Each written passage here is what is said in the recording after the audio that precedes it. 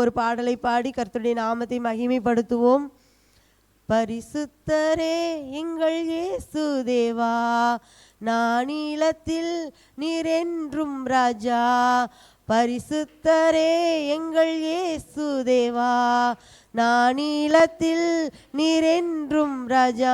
உம்மை பாடுவதால் என்னில் தோல்வி இல்லை, உம்மை துதிப்பதினால் என்னில் குறைவே இல்லை. உம்மை பாடுவதால் என்னில் தோல்வி இல்லை, உம்மை துதிப்பதினால் என்னில் குறைவே இல்லை. ஹல்லேலூயா ஹல்லேலூயா ஹல்லேலூயா ஹல்லேலூயா. உம்மை உயர்த்துவதே எங்கள் நோக்கமையா, உம்மை பாடுவதே எங்கள் மேன்மையா. உம்மை உயர்த்துவதே எங்கள் நோக்கமையா, உம்மை பாடுவதே எங்கள் மேன்மையா. நான் கொண்ட திட்டங்கள் சிறிதாயினும் ஐயா எனக்காயும் திட்டங்கள் பெரிதல்லவோ. நான் கொண்ட திட்டங்கள் சிறிதாயினும் ஐயா எனக்காயும் திட்டங்கள் பெரிதல்லவோ. புழுதியில் இருந்து என்னை உயர்த்தினீரே, ராஜாக்களோடு அமர்த்தினீரே. புழுதியில் இருந்து என்னை உயர்த்தினீரே, ராஜாக்களோடு அமர்த்தினீரே. உந்தன் கிருபைகளை எண்ணி நான் பாடுவேன், உந்தன் மகிமைதனை தினம் நான் ருசிப்பேன். ஹல்லேலூயா ஹல்லேலூயா ஹல்லேலூயா ஹல்லேலூயா. உம்மை பாடுவதே எங்கள் நோக்கமையா, உம்மை உயர்த்துவதே எங்கள் மேன்மையா. உம்மை பாடுவதே எங்கள் நோக்கமையா, உம்மை உயர்த்துவதே எங்கள் மேன்மையா. ஊழிய எல்லைகள் பெரிதாக்கினீர், அதில் ராஜாக்கள் உதிக்கவும் உதவி செய்தீர். ஊழிய எல்லைகள் பெரிதாக்கினீர், அதில் ராஜாக்கள் உதிக்கவும் உதவி செய்தீர். அறியாத ஜாதியை வரவழை நீர் தந்த வாக்கினை நிறைவேற்றினீர். அறியாத ஜாதியை வரவழைத்தீர், உந்தனின் வாக்கினை நிறைவேற்றினீர். உந்தன் கிருபைகளை எண்ணி நான் பாடுவேன், உந்தன் மகிமைதனை தினம் நான் ருசிப்பேன். ஹல்லேலூயா ஹல்லேலூயா ஹல்லேலூயா ஹல்லேலூயா. உம்மை உயர்த்துவதே எங்கள் மேன்மையா, உம்மை பாடுவதே எங்கள் நோக்கமையா. உம்மை உயர்த்துவதே எங்கள் நோக்கமையா, உம்மை பாடுவதே எங்கள் மேன்மையா. வருத்தங்கள் பசிதாகம் ஏற்பட்டாலும் எங்கள் விசுவாச கேடகம் வீழ்ந்திடாதே. வருத்தங்கள் பசிதாகம் ஏற்பட்டாலும் எங்கள் விசுவாச கேடகம் வீழ்ந்திடாதே.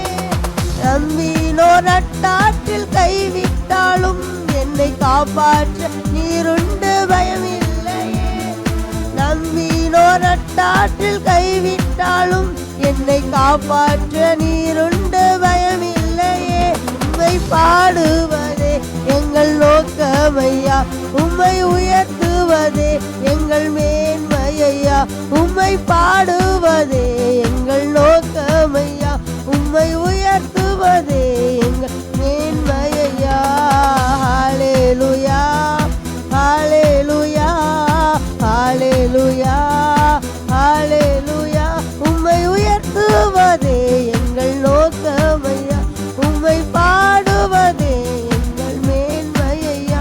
உம்மை உயர்த்துவதே எங்கள் நோக்கமையா, உம்மை பாடுவதே எங்கள் மேன்மையா. ஹல்லேலூயா ஹல்லேலூயா. ஆண்டவரை உயர்த்துவதே நம்முடைய நோக்கம், அவரை பாடுவதே நம்முடைய மேன்மையாக இருக்கிறது. ஒரு விசை எழும்பி நின்று கர்த்தருடைய நாமத்தை உயர்த்துவோம். வருத்தங்கள் பசிதாகம் ஏற்பட்டாலும் எங்கள் விசுவாச கேடகம் வீழ்ந்திடாதே. வருத்தங்கள் பசிதாகம்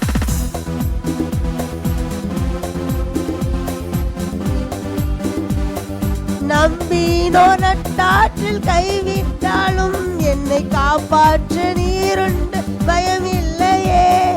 நம்பினோ நட்டாற்றில் கைவிட்டாலும் என்னை காப்பாற்ற நீருண்டு பயமில்லையே. உந்தன் கிருபைகளை எண்ணி நான் பாடுவேன், உந்தன் மகிமைதனை தினம் நான் ருசிப்பேன். ஹல்லேலூயா ஹல்லேலூயா ஹல்லேலூயா ஹல்லேலூயா. உம்மை உயர்த்துவதே எங்கள் நோக்கமையா, உம்மை பாடுவதே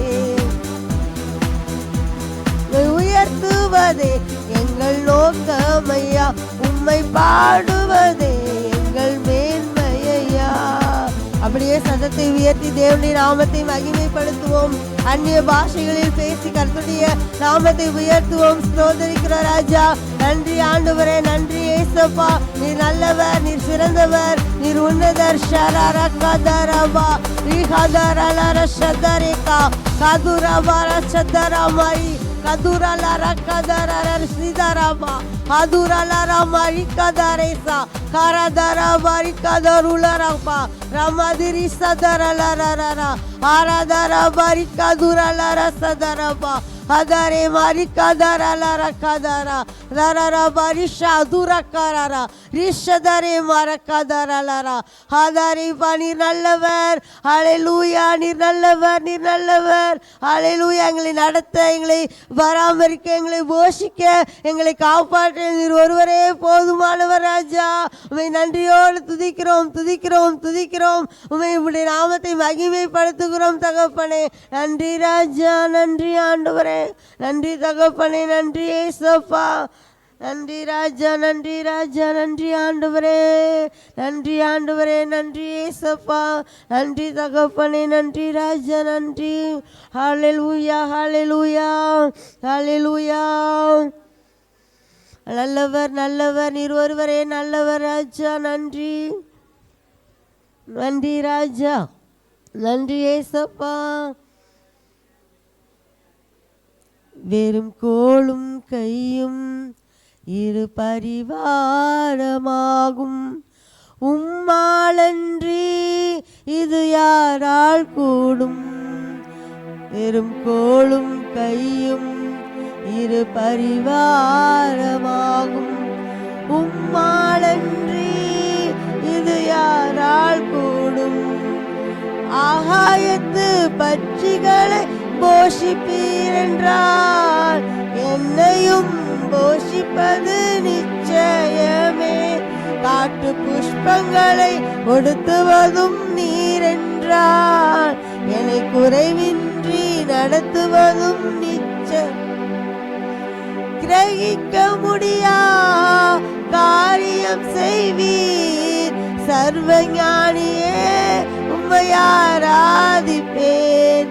கிரகிக்க முடியா காரியம் செய்வீர் சர்வஞானியே, உம்மை ஆராதிப்பேன். என் இயலாமையில் நீ செயல்படுவீர், உம் கரம் என்னை விலகாதிருக்கும். என் இயலாமையில் நீ செயல்படுவீர், உம் கரம் என்னில் விலகாதிருக்கும்.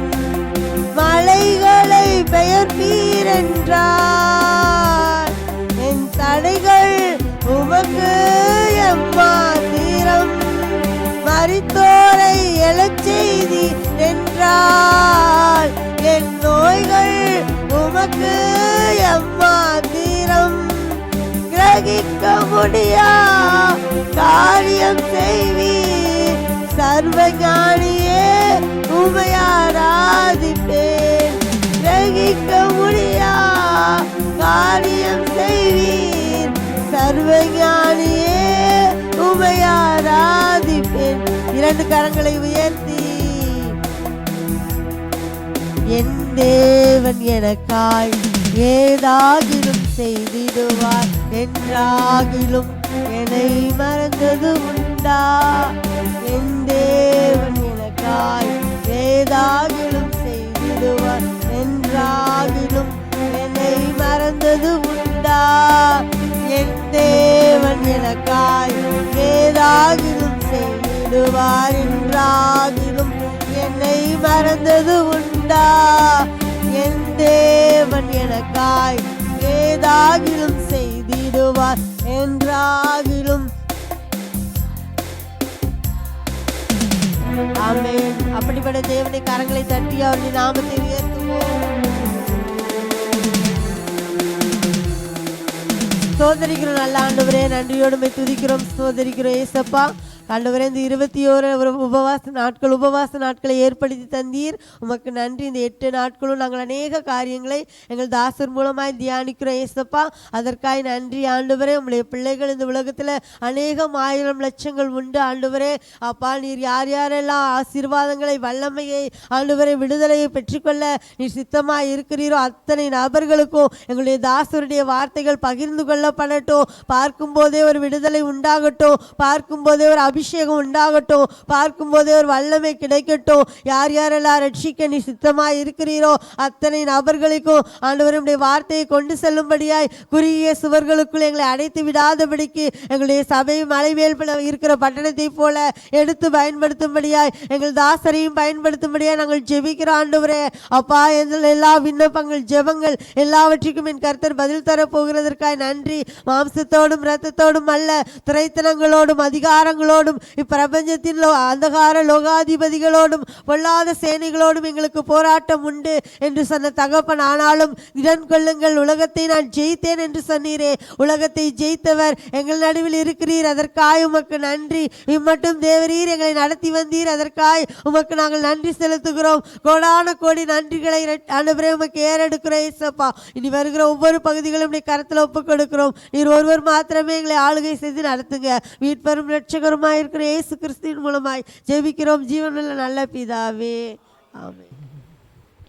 கூப்பிடு நீ பதில் கொடுப்பார், குறைகள் எல்லாம் நிறைவாக்குவார். கூப்பிடு நீ பதில் கொடுப்பார், குறைகள் எல்லாம் நிறைவாக்குவார். உண்மையாக தேடுவோரின் உள்ளத்தில் வந்திடுவார். இயேசு உண்மையாக தேடுவோரின் உள்ளத்தில் வந்திடுவார். கொண்டாடுவோம் கொண்டாடுவோம், கவலைகள் மறந்து நாம் பாடுவோம். கொண்டாடுவோம் கொண்டாடுவோம், கவலைகள் மறந்து நாம் பாடுவோம். நம்ம இயேசு ராஜா வந்திருக்கிறார், எல்லோரும் கொண்டாடுவோம், கைதட்டி நாம் பாடுவோம். நம்ம இயேசு ராஜா வந்திருக்கிறார், எல்லோரும் கொண்டாடுவோம், கைதட்டி நாம் பாடுவோம். கதை நல்ல பேர். உபவாச நாட்களில் நம்முடைய ஆசீர்வாதங்களுக்கு தடையாக காணப்படுகிற சில ஆவிகளை குறித்து நாம் தியானித்து வருகிறோம். ஆமென். ஒவ்வொரு நாளும் ஏதோ ஒரு ஆவியை பிடிச்சி இழுத்து, இந்த ஆவி என் வாழ்க்கை என்ன செய்யுது, இப்படி பாடப்படுத்துது அப்படின்னு சொல்லிட்டு அதை போட்டு என்ன செய்கிறோம், கட்டி ஜெபம் பண்ணிகிட்ருக்குறோம். சரி, நீங்கள் எந்த அளவுக்கு இந்த உபவாச நாட்களில் இந்த தியானங்களோடு கனெக்ட் ஆகிருக்கீங்கன்னு பார்ப்போம். யாக்கோபினுடைய ஆசீர்வாதத்தை தடை செய்த ஆவி லாபான். மோசேக்கு விரோதமாக போராடின ஆவி, தாவீதுக்கு விரோதமாக போராடின ஆவி, ஆபிரகாமுக்கு விரோதமாக போராடின ஆவி, லோத்து ஆபிரகாமை விட்டு பிரிந்த பின்பு கர்த்தர் என்ன செய்யறார்னா பேசுறார். நெகேமியாவோடு போராடின ஆவி. சன்பல்லாத், தொபியா, நம்ம தனியாக தியானிக்கல, தொபியாவினுடைய ஆவி. இவைகளெல்லாம் தேவனால் தெரிந்து கொள்ளப்பட்ட, அழைக்கப்பட்ட, அபிஷேகம் பண்ணப்பட்ட யாக்கோபு, மோசே, தாவீது, நெகேமியா, ஆபிரகாம், இப்படிப்பட்ட பரிசுத்தவான்களோடு கூட ஏதோ ஒரு வகையில் கூட இருந்து அல்லது எதுக்க இருந்து அல்லது அவங்களுடைய வாழ்வியலில் ஏதாவது ஒரு இடத்துல இருந்து அவங்க உயர்வுக்கு விரோதமாக என்ன செய்து போராடிட்டு இருக்குது. இந்த ஆவிகளை குறித்து என்ன செஞ்சோம், தியானித்தோம். இப்போ நம்ம என்ன பார்க்க போகிறோம் அப்படின்னா, எத்தனை நாளைக்கு கூட இருக்கிறவங்களே குறை சொல்லிட்டு இருக்கிறது, எத்தனை நாளைக்கு மற்றவங்களே குறை சொல்லிட்டு இருக்கிறது.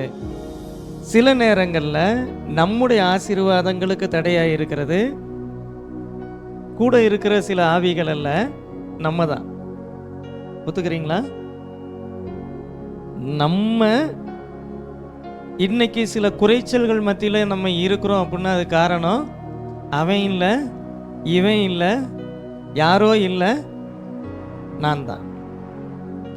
நம்முடைய சில மோசமான நிலைமைக்கு, நம்முடைய சில இழப்புகளுக்கு, நம்ம சில ஆசீர்வாதங்களை இழந்து நிர்கதியாக நிற்கிறதுக்கு காரணம் நம்ம தான், நான் தான் அப்படின்னு சொல்லி என்ன செய்யணும், சில காரியங்களை ஒத்துக்கணும். சில ஆவிகள் வெளியிலிருந்து போராடும், சில ஆவிகள் நமக்குள்ள இருந்து நம்ம கூட என்ன செய்யும், போராடும். நம்முடைய ஆசீர்வாதத்திற்கு விரோதமாக என்ன செய்யும், போராடும். அப்படி சில காரியங்களை இந்த நாட்களில் என்ன செய்வோம், அதுவும் அவசியம். நம்மை நாம் சரி பண்ணி கொள்ள வேண்டியது அவசியம். உபவாச நாட்களில் சில விஷயங்களில் நாம் அர்ப்பணிக்காவிட்டால் நம்முடைய வாழ்க்கை மாறாது. நாம் விட்டு கொடுக்காவிட்டால் நம்முடைய வாழ்க்கை மாறாது. நாம் நம்மை சரி பண்ணி கொள்ளாவிட்டால் நம்முடைய வாழ்க்கை மாறாது. ஆமென். அல்லேலூயா. சார், ஆதியாகமத்தின் புஸ்தகம் 25ஆம் அதிகாரம் 29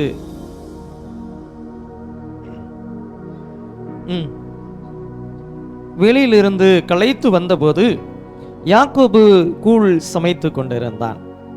சரி, அப்படியே 27ஆம் அதிகாரம் 38ஆம் வசனம் பாருங்க. ஏசா தன் தகப்பனை நோக்கி, என் தகப்பனே, இந்த ஒரே ஆசீர்வாதம் மாத்திரமா உம்மிடத்தில் உண்டு, என் தகப்பனே என்னை ஆசீர்வதியும் என்று சொல்லி ஏசா சத்தமிட்டு அழுதான். என் தகப்பனே என்னை ஆசீர்வதியும், என்னையும் ஆசீர்வதியும் அப்படின்னு சொல்லிட்டு அவர் என்ன செய்யறாரா, சத்தமிட்டு அழுதார். என்னை ஆசீர்வதியும்ங்கிறது வேற, என்னையும் ஆசீர்வதியும்ங்கிறது வேற. என்னையும் ஆசீர்வதியம்னா என்னது, எல்லாம் ஆசீர்வாதமாக தான் இருக்கிறான், நான் மட்டும்தான் என்ன செய்கிறேன், இப்படி இருக்கிறேன், என்னையும் ஆசீர்வதியும் என்று சொல்லி சத்தமிட்டு அழுதான் அப்படின்னு என்ன செய்கிறோம் பார்க்கிறோம். ஏசாவினுடைய இந்த நிலைமைக்கு, ஏசாவினுடைய இந்த கண்ணீருக்கு, என்னையும் ஆசீர்வதியும் என்று சொல்லி சத்தமிட்டு அழுத அழுகைக்கு காரணம், ஏசா 1000 காரியம் சொல்லலாம். யாக்கோபு என்னை ஏமாத்திட்டான், யாக்கோபு என்னை, தப்பு யாருன்னா ஏசா தான். தப்பு யாரு தான், ஏசா. முழுக்க ஆசீர்வாதங்களை இழந்து என் தகப்பனே என்னை ஆசீர்வதியும் சொல்லிட்டு இந்த அளவிற்கு கண்ணீர் விட்டு அழுவதற்கு காரணம் ஏசா. இந்த ஏசாவினுடைய ஆவிக்கு இடம் கொடுக்காம இருக்கணும். நம்முடைய எதிர்காலத்தில் என் தகப்பனே என்னையும் ஆசீர்வதிங்கன்னு நம்ம போய் நிற்க கூடாது. அப்படின்னா இந்த ஏசாவினுடைய ஆவிக்கு என்ன செய்யக்கூடாது, இடம் கொடுக்க கூடாது. இந்த ஏசாவினுடைய ஆவி என்ன செய்யும், இந்த ஏசாவினுடைய ஆவி நம்முடைய வாழ்க்கையை எப்படி அழித்து போடும் அப்படின்னு சொல்லிட்டு நம்ம என்ன செய்ய போறோம்னா தியானிக்க போறோம். ஒன்று, டெம்பரவரி டிசையர், தற்காலிகமான ஆசை. சில காரியங்களுக்கு காத்திருக்காது. எனக்கு வேணும், எனக்கு இப்பவுமே வேணும், எனக்கு இப்பவுமே வேணும். பாருங்க, சில காரியங்களுக்கு காத்திருக்கிறதுக்கு என்ன செய்யணும் தெரியணும். ஏசாயா இந்த ஆதியாகமத்தின் புஸ்தகம் 25 அதிகாரம் 30, 31, 32 அப்பொழுது ஏசா யாக்கோபை நோக்கி, அந்த சிவப்பான கூழிலே நான் சாப்பிடும் கொஞ்சம் தா, இளைத்திருக்கிறேன் என்றான். அதனாலே அவனுக்கு ஏதோம் என்கிற பெயர் உண்டாயிற்று. அப்பொழுது யாக்கோபு, உன் சேஷ்டபுத்திர பாகத்தை இன்று எனக்கு விற்று போடு என்றான். அதற்கு ஏசா, இதோ நான் சாக போகிறேனே, இந்த சேஷ்டபுத்திர பாகம் எனக்கு என்னத்திற்கு என்றான். இப்போ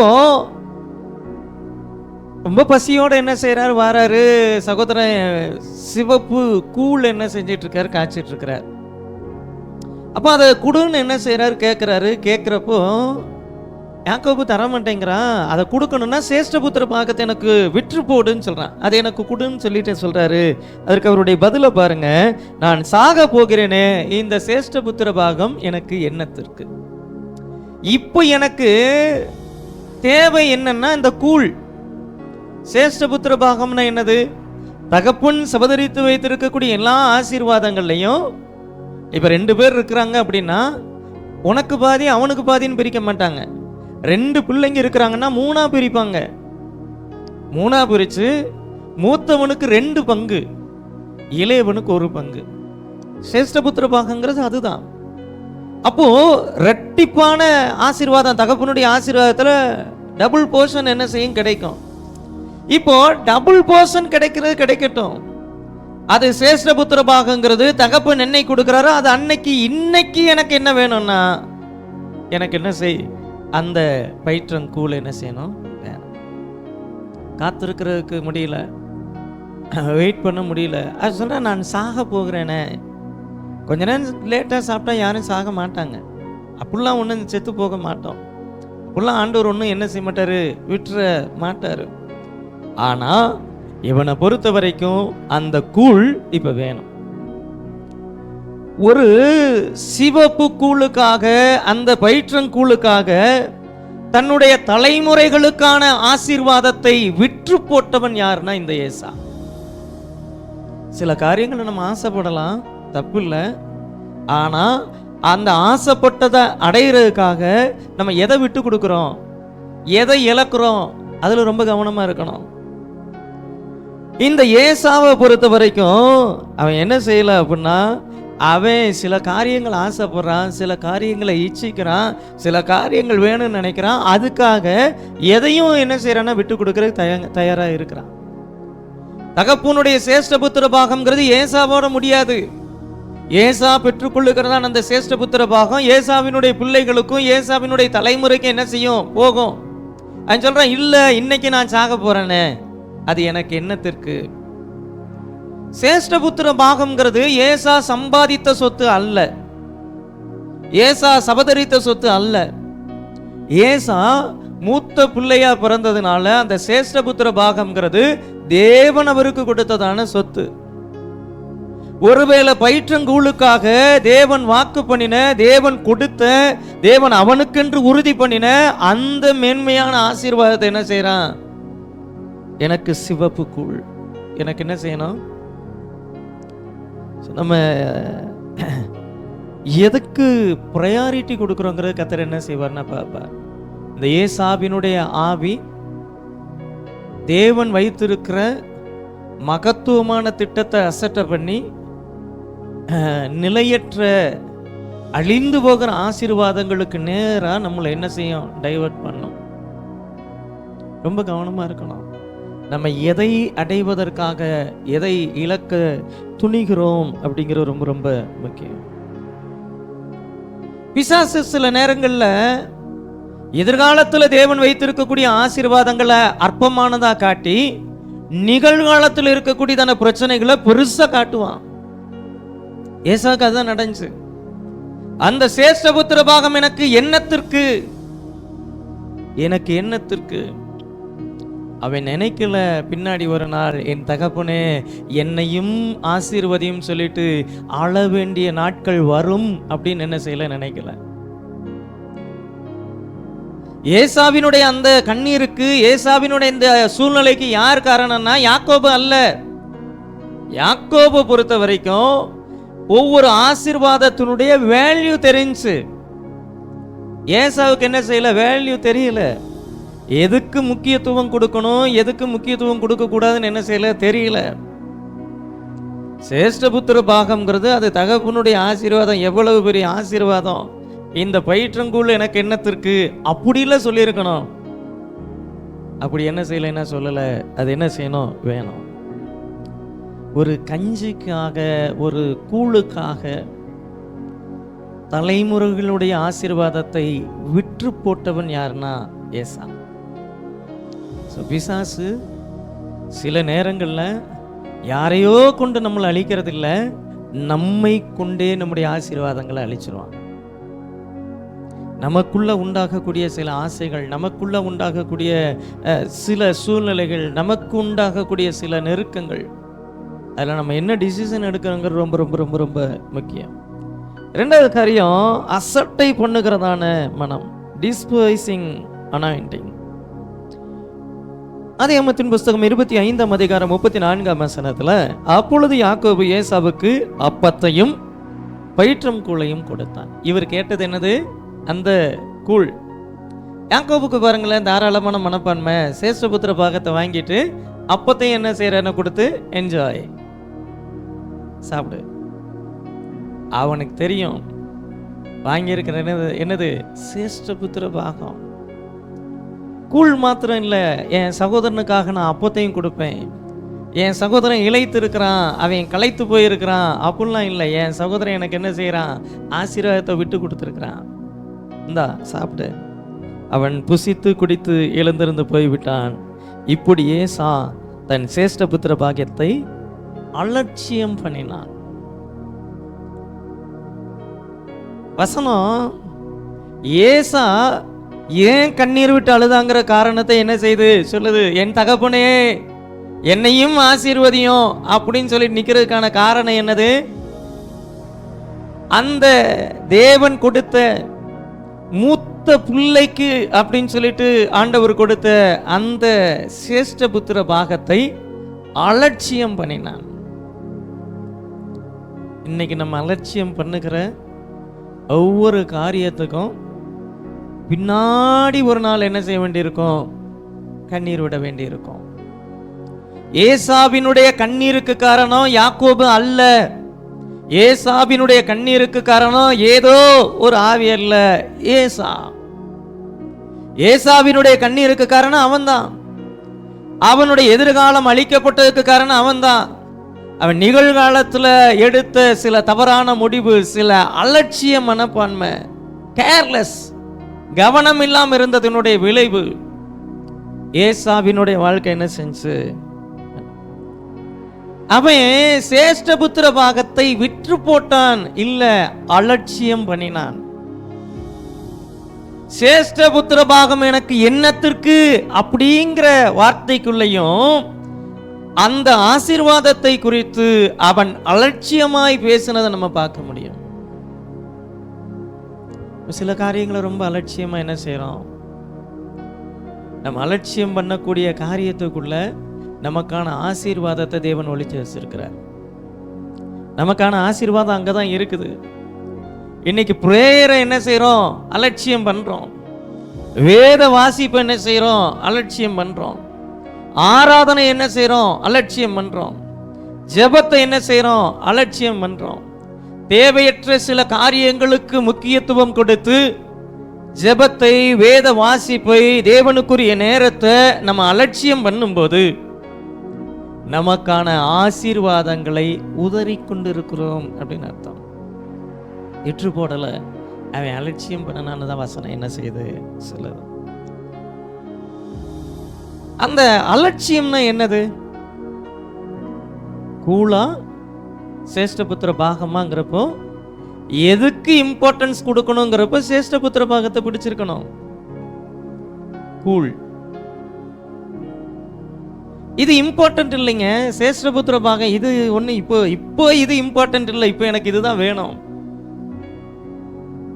கண்டிப்பா பிள்ளைங்க பேசியிருக்கோம். கண்டிப்பாக பேர பிள்ளைங்க பேசியிருக்கோம். சோத்துக்காக விற்றிய தகப்பா அப்படின்னு என்ன செய்யும்? ம் சோத்துக்காக கொஞ்ச நேரம் சாப்பிடாம இருந்தால் செத்தா போயிடுவேன். கொஞ்ச நேரம் பசியை கண்ட்ரோல் பண்ணிட்டு என்ன செய்யலாம்? அலட்சியம், ரொம்ப அசால்ட். இதெல்லாம் ஒன்றும் இம்பார்ட்டன்ட் இல்லைங்க, இதெல்லாம் இப்போ தேவையில்லைங்க, இதெல்லாம் அப்புறம் பார்த்துக்கலாங்க. அலட்சியம், அலட்சியம்.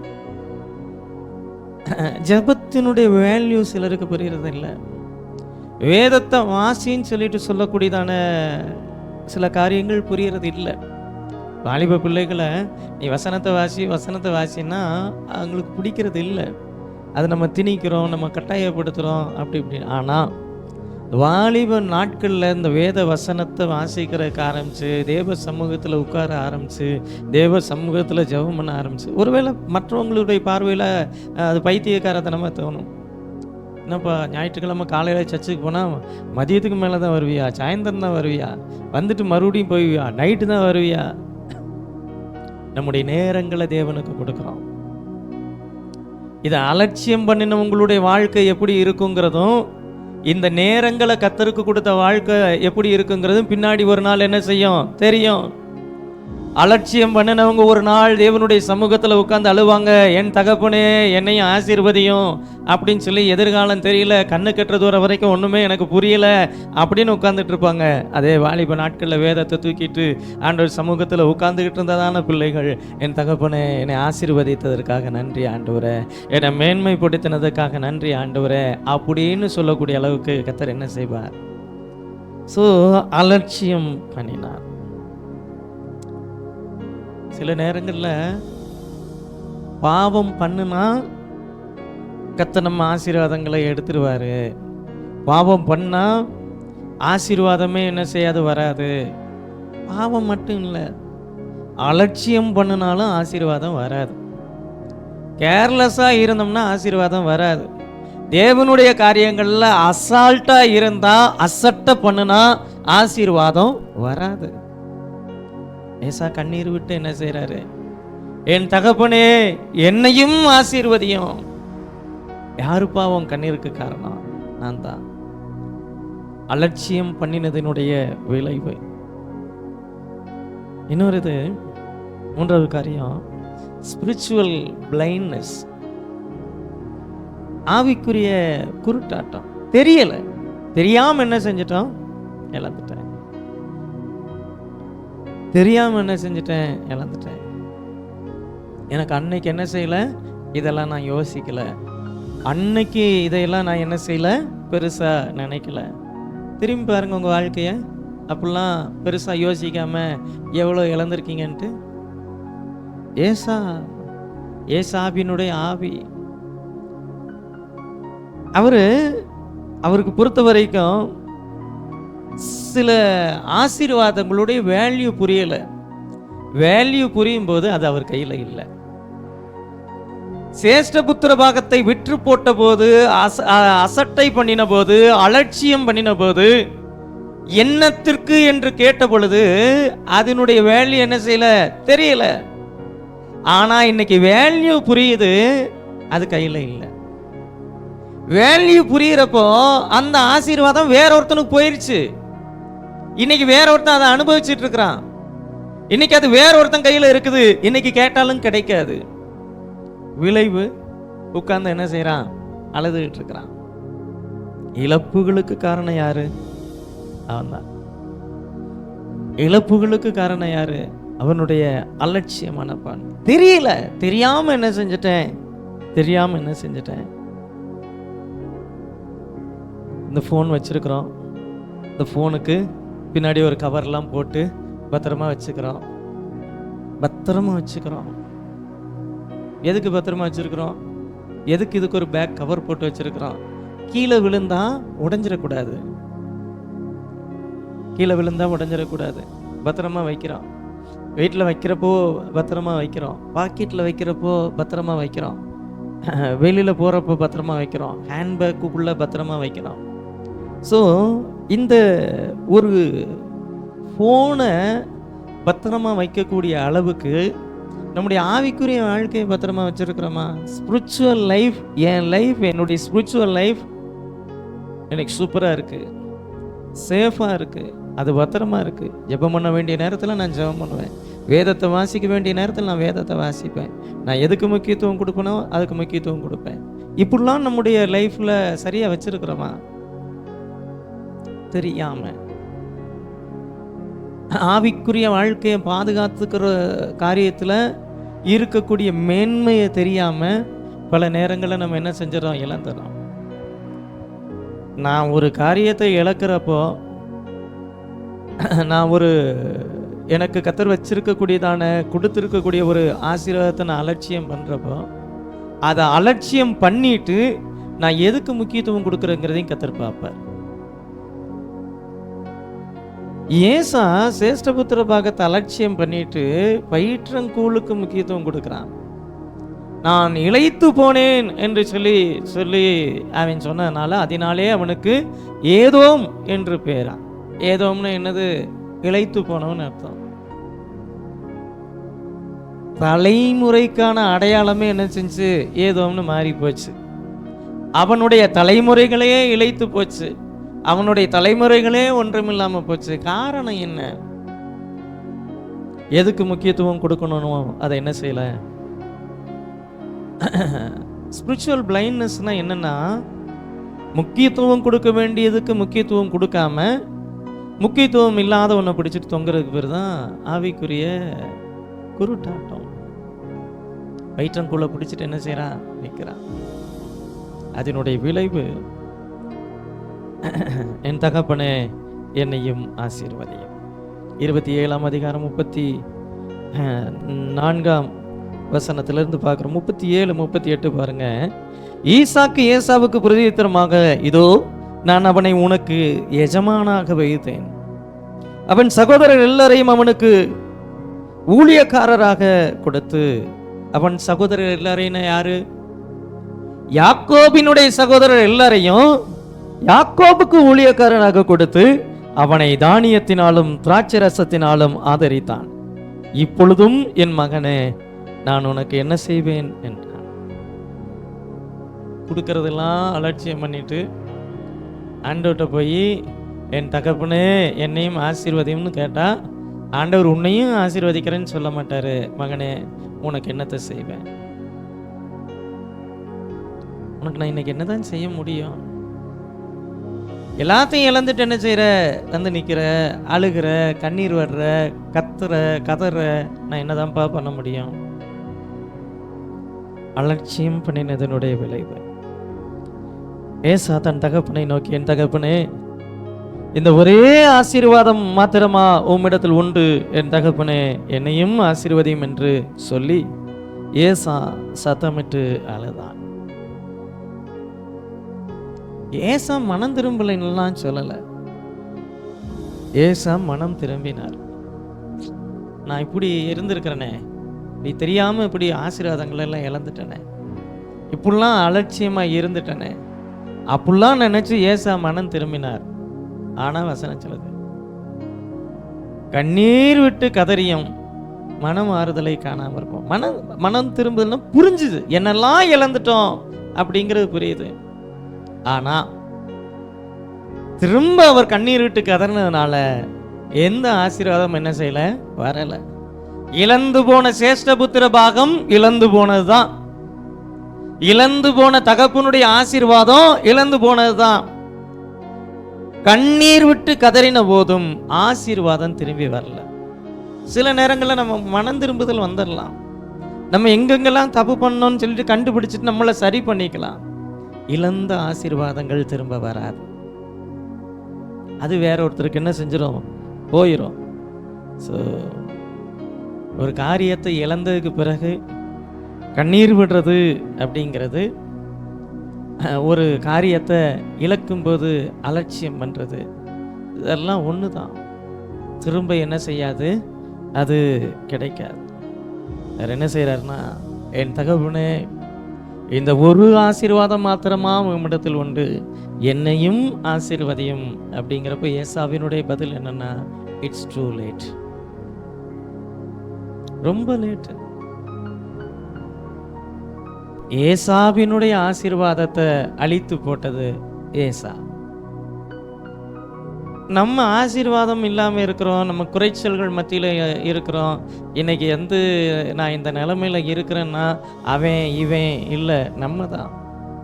நம்ம சில காரியங்களை அலட்சியம் பண்ணியிருக்கோம். நம்ம கர்த்தர் சொன்ன சில காரியங்களை செஞ்சிருந்தா, கர்த்தர் சொன்ன சில ஆலோசனைகளை கேட்டிருந்தா, நம்ம சில காரியங்களில் ஞானமாக இருந்திருந்தா, கர்த்தர் நமக்கு கொடுத்த ஆசீர்வாதங்களில் நம்ம கவனமாக இருந்திருந்தா, நம்ம சில காரியங்களை அலட்சியம் பண்ணாமல் இருந்திருந்தா, இன்னைக்கு நம்முடைய வாழ்க்கை நல்லா இருந்திருக்கும். 5வது காரியம், கண்ட்ரோல் இல்லாத வாழ்க்கை. கண்ட்ரோல் இல்லாத வாழ்க்கை. வயிற்றங்கூழ் அப்படிங்கிற விஷயத்துல கொஞ்சம் கட்டுப்பாடாக என்ன செய்யணும் இருந்திருக்கணும். நம்முடைய ஆசீர்வாதங்களுடைய இழப்புகளுக்கு பின்னாடி இந்த கண்ட்ரோல் இல்லாமல் நம்ம இருக்கக்கூடிய அந்த அவுட் ஆஃப் கண்ட்ரோலுக்கு போகக்கூடிய சில காரியங்கள் இருக்கு. குடு இல்லைன்னா செத்துருவேன். அதுக்கு பின்னாடி கண்ட்ரோல் இல்லாத ஒரு லைஃப் என்ன செய்யுது, வேல்யூவே புரியலை. யாக்கோபுக்கு வேல்யூ தெளிவாக புரிஞ்சு அவன் ஏசாவினுடைய ஆசீர்வாதத்தில் கரெக்டாக இருந்தான். சேஷ்டபுத்திரப்பாங்க, இது எனக்கு கிடைக்கலையே, பர்த் ரைட், இது எப்படியா வாங்கணும், தெளிவாக இருந்தான். தகப்பனுடைய ஆசீர்வாதங்கிறது எவ்வளோ வேல்யூ அப்படிங்கிறது அவன் அதுலேயும் தெளிவாக இருந்தான். தேவனோடு கூட போராடும் பொழுது, நீர் என்னை ஆசீர்வதித்தாலே ஒழிய உம்மை போக விடேன். யாக்கோபு லாபான்ட்ட மாத்திரம்தான் தோத்து போனானே தவிர தேவனோடும் மனிதனோடும் போராடி மேற்கொண்டான்னு கத்தரவனை என்ன செய்யறாரு, மெச்சி கொள்ளுகிற பார்க்குறோம். ஏன்னா வேல்யூ தெரிஞ்சு, ஒவ்வொரு காரியத்தினுடைய வேல்யூ புரிஞ்சதுனால கத்தரவனை என்ன செஞ்சிருந்தாரு, ஆசீர்வதிச்சிருந்தார். ஏசாவினுடைய லைஃப்பை ரொம்ப ஷார்ட் பண்ணி பார்க்கணும்னா, ஒரு நாள் பசி, ஒரு பயிற்றங்கூழ், டோட்டல் சாப்டர் க்ளோஸ். அவ்வளோதான், முடிஞ்சு. இந்த ஏசாவினுடைய ஆவி நம்முடைய வாழ்க்கையில் செயல்படாதபடிக்கு என்ன செய்யணும், ஒரு கேர்லெஸ், ஒரு கவனக்குறைவு, ஒரு அலட்சியம் ஒட்டுமொத்த எதிர்காலத்தையும் ஒட்டுமொத்த வாழ்க்கையும் அடுத்த தலைமுறைக்கான ஆசீர்வாதங்களை என்ன செஞ்சிடும், அழிச்சிடும். என்னுடைய சமூகத்தில் நம்ம கேட்போம், கர்த்தர் நம்முடைய எதிர்காலங்களை ஆசீர்வதிப்பார்.